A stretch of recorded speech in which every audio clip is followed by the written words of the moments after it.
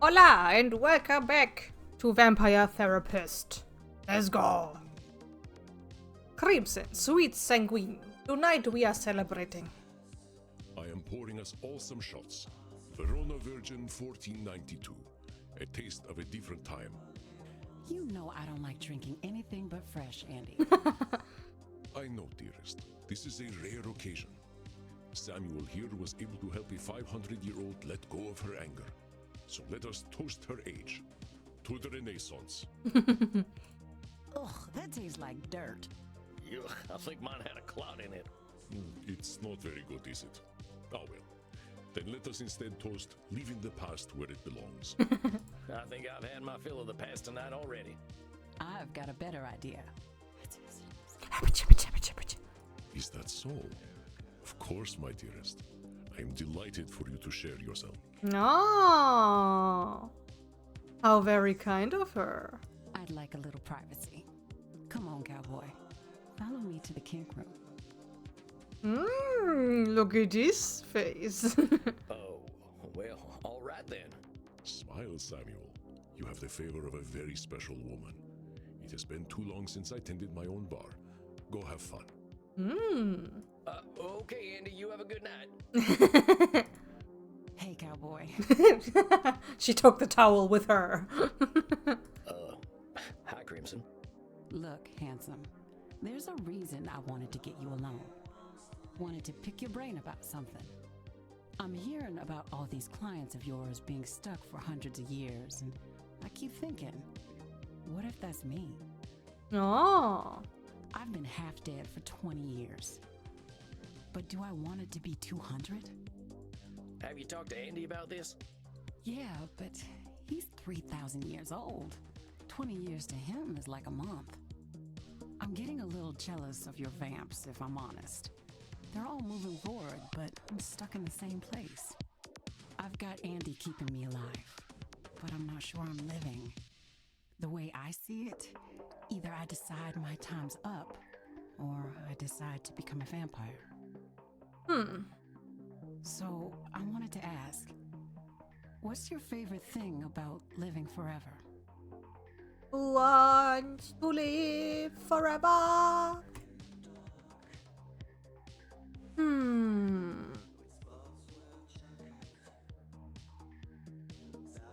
I like the night. Mortals are so tied to the sun, they miss out on a whole nother world. The night ain't so hectic. We ain't getting messages at all hours because everyone else is asleep. We got time for reading, for art, whatever we like, really. Crimson, in the end, this is your decision. You gotta decide for your own reasons. I know. You're right, Sam. It's helpful to get a youngster's perspective, though. Now, are we gonna get to biting? Oh. Oh, we're still doing that. Of course we are. Get in here, cowboy. No. That is something else. Not bad, cowboy. But you don't need to bite. Just let your teeth sink in next time. If your partner is relaxed, they'll just slide right in. Oh, well, thanks, Crimson. I'll try to remember that. Bet you're pretty sleepy now, huh? Well, yeah, now that you mention it. Go get some sleep then, cowboy. Rest in peace. And Sam, thank you. I'm glad you're around. Where else would I be? I'm glad to be of service, ma'am. You have a fine evening.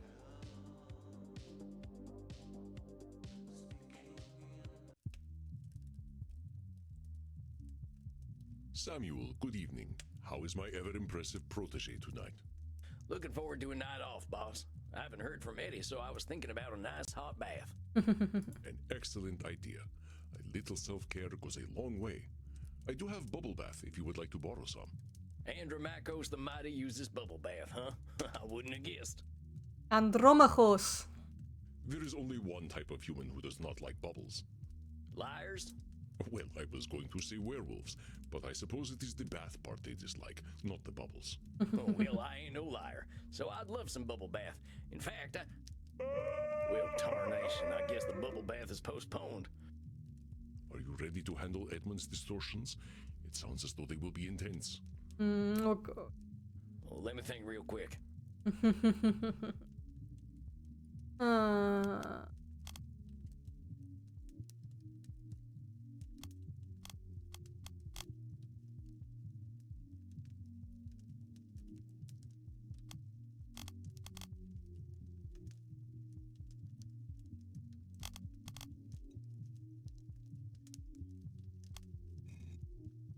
I think I got it. I suspect you have difficult work ahead tonight. I wish you the best of luck, Samuel. Thanks, Andy. Hold on, Sammy boy. Here he comes. Hey, Eddie. Oh boy. Do you like my costume, Sam? Well, sure. Did you come right from that production you were talking about last time? Yes. I flew right here after the performance. I had to tell you how it went. So, how did it go? You should have been there. You could have seen how the audience reacted. They loved me. Hey, well, that's fantastic, Eddie. I was a little worried when I heard you coming. I wasn't expecting you tonight. But why would you worry?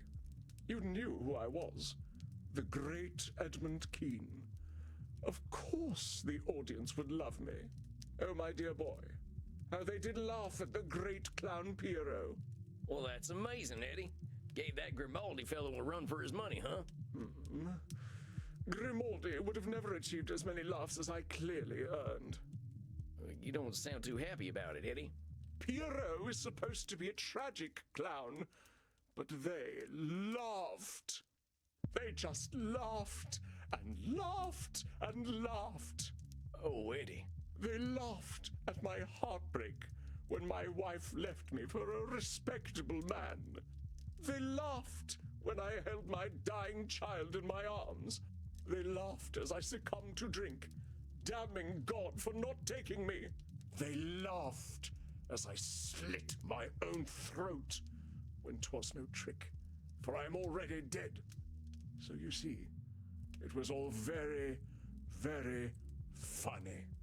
Eddie, I'm so sorry. That reaction sounds horrifying. No, but of course it wasn't. I believe this role was made for me. It was made so that people could laugh at me. So laugh, my dear boy. Laugh. Eddie, I know you're hurting right now. I know people can be cruel, but they ain't looking to be cruel to you in particular. That's one of them cognitive distortions. Personalization. It means, Shut up! Shut up! Shut up! Shut up!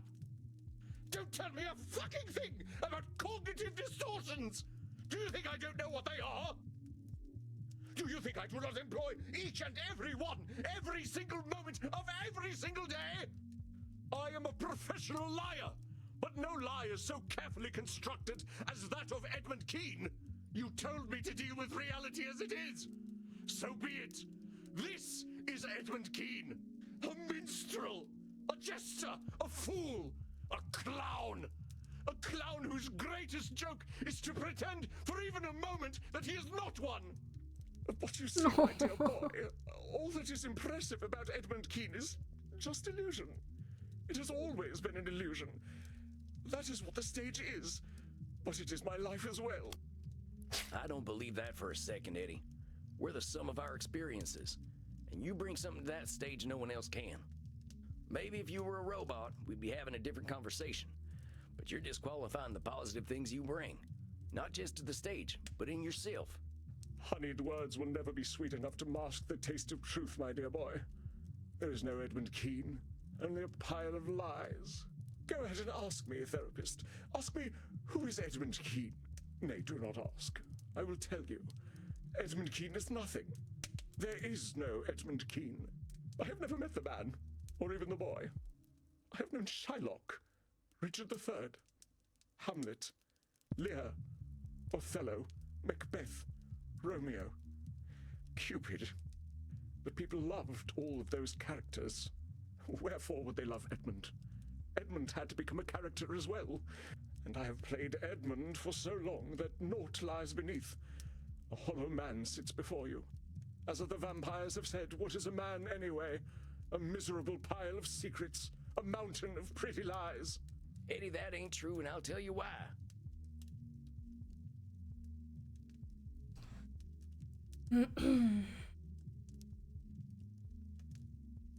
You're saying life's miserable, but it ain't. There's a lot to enjoy about it if we care to look. You lie as well as I do. Life is misery. It is a series of bitter trials, and the time in between trials is only long enough to give us hope. A fool's hope. The next misery is always around the corner, and the best we can hope to do is cover it up with more lies. That is what I have done. I am a most excellent liar. But here's the thing, Eddie. We all lie, Eddie. Deep down, we're all still scared animals who can't tell the difference between a booing audience and a lion ripping out our throats. For all the time my blood was pumping, I played a tough guy. Slaughtering Sam, they called me. I like that name. You want to know why? Why? Because it made me feel safe. Under that grizzled exterior, I was still just a scared little boy. But that little boy was me, Eddie. You understand me. Though we have played different parts, the character underneath is the same, perhaps. Do you remember that I played Cupid as a boy? That was your breakout role, right? I learned that if I smiled and spoke sweetly, people would view me as something other than street trash. I wouldn't have to go hungry. I wouldn't have to be sold to some bloated factory owner. Edmund Keane was worthless to anyone. Another mouth to feed, another body to clothe. So I knew I had to make him disappear. I thought if I suppressed Edmund and became the character the public wanted, I would be rewarded. But this illusion, this character of Edmund Keane, he has brought me to such unspeakable depths. Do you know why I sought to become a vampire? Why I dwelt in dark places until the curse of immortality was given to me? I became a vampire because I was afraid that my son Charles would be a more successful actor than I was. I could not let his legacy overtake mine. I had to be sure that I was the Keane that would be remembered. Dang, Eddie. That's a lot. Yes, I have been monstrous. I needed to be the most beloved. I needed my every demand fulfilled. That's heavy. I had my own pet lion. I rode my horse indoors. I flew into a rage if anyone denied me sexual gratification. As an immortal, my fears have made me even more terrible. How many promising young actors I have killed because I felt they threatened my legacy. So many lives cut short because I, and I alone, know what acting must be. Indeed, the very reason I am wearing these clothes is because I could not bear the idea that Grimaldi brought something to the stage that I could not. Do you see how pathetic I am? I am battling a man who has been dead for almost 200 years.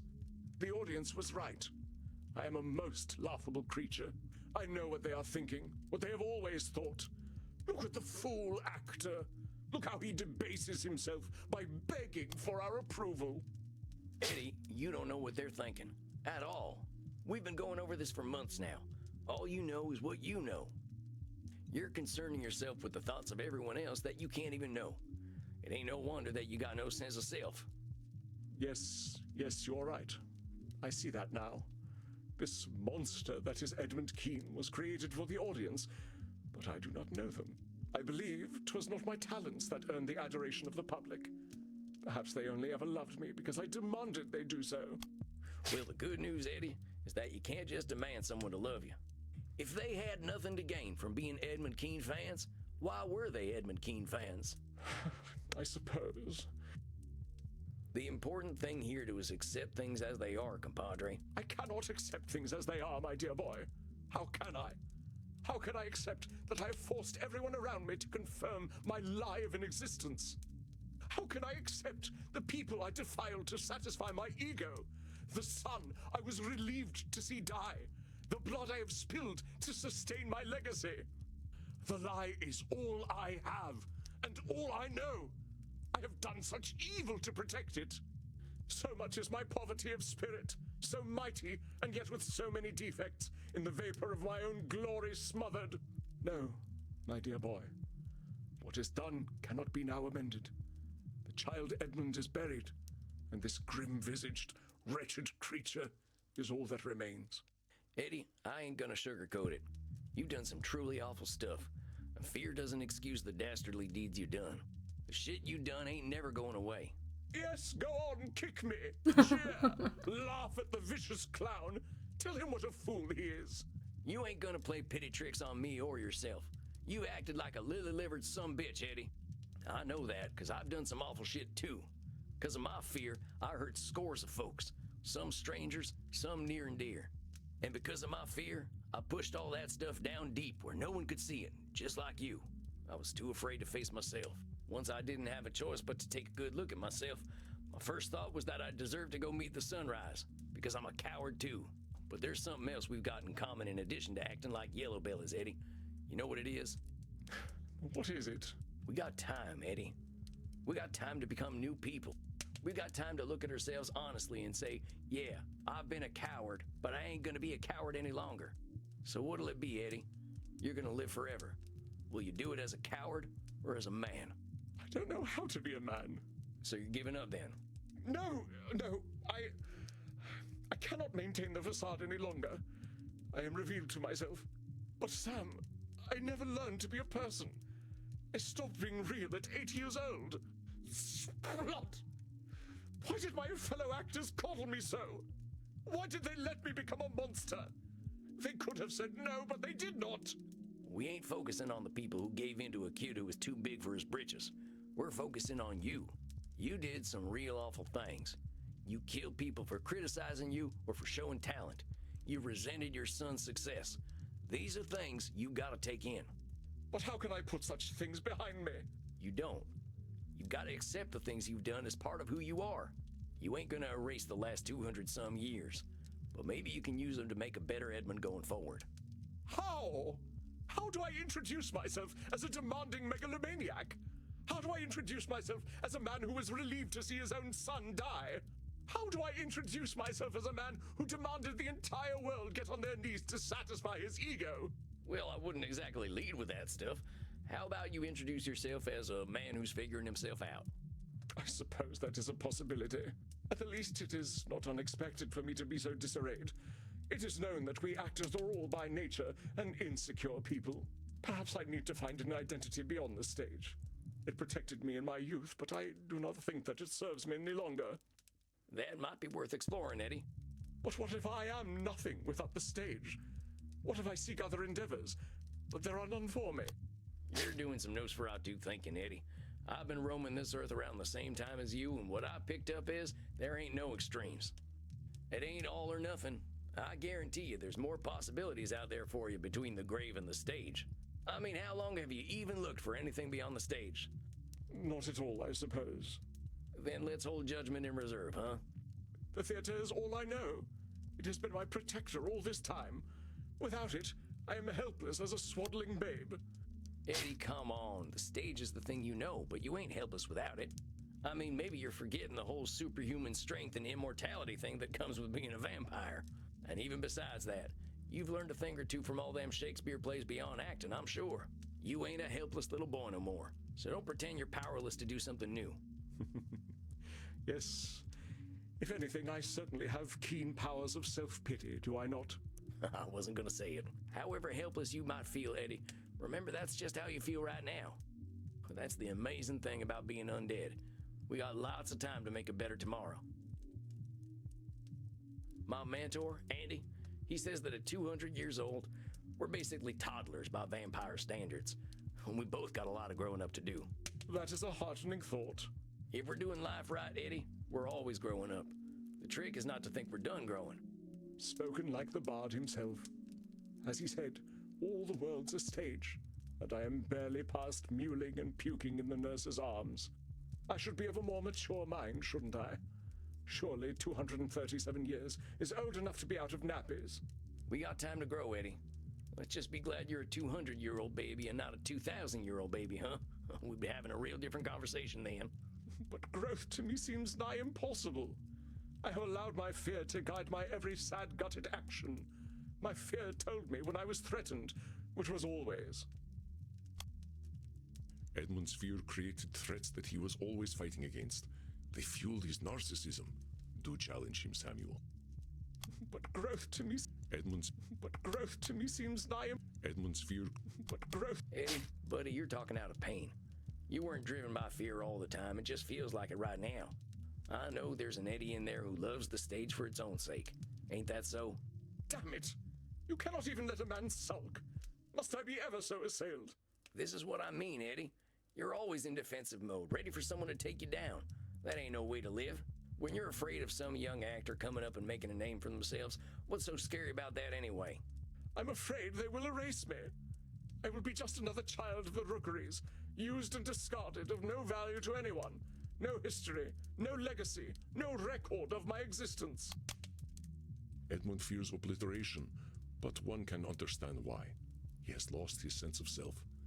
I'm afraid they will. Edmund fears obliteration, but one. I'm afraid they will. Edmund fears obliteration. I'm afraid. Edmund fears. But Eddie, there's loads of actors out there, all with different kinds of strengths. There's legends from every era. I'm a Buster Keaton fan myself.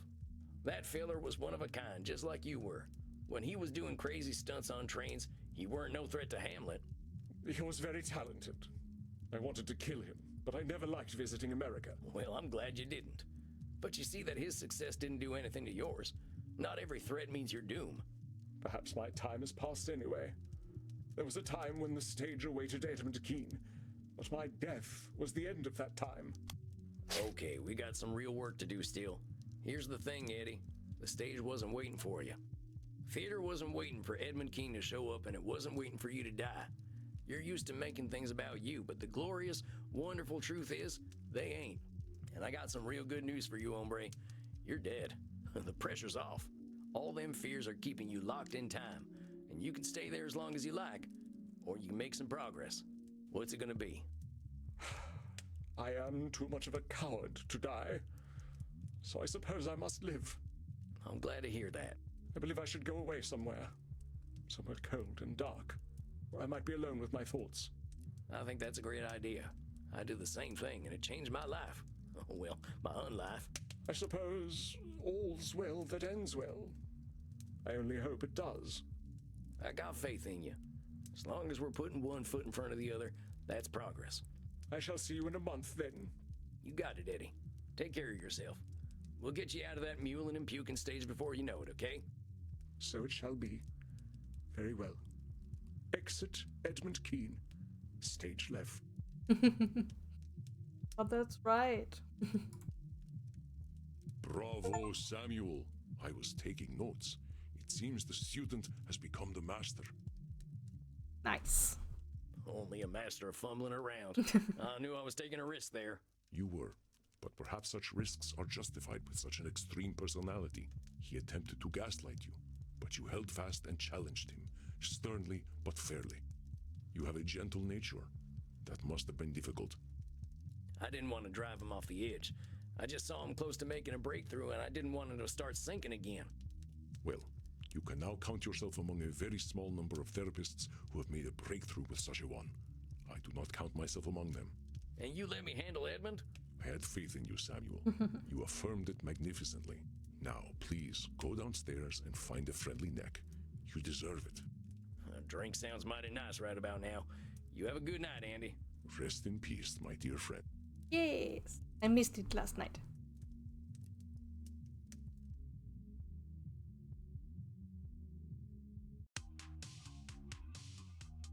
Dang, I'm a little shaken up after that one.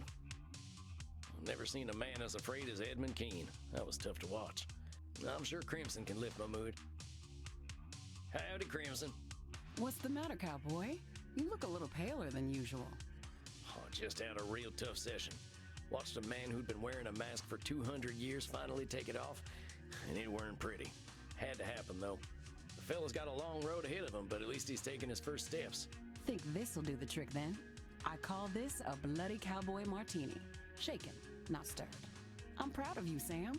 Starting over is hard, especially when you've been spinning your wheels for a long time. Well, that's the nice thing about being a vampire. We got time to start over. Cheers to that. To rebirth.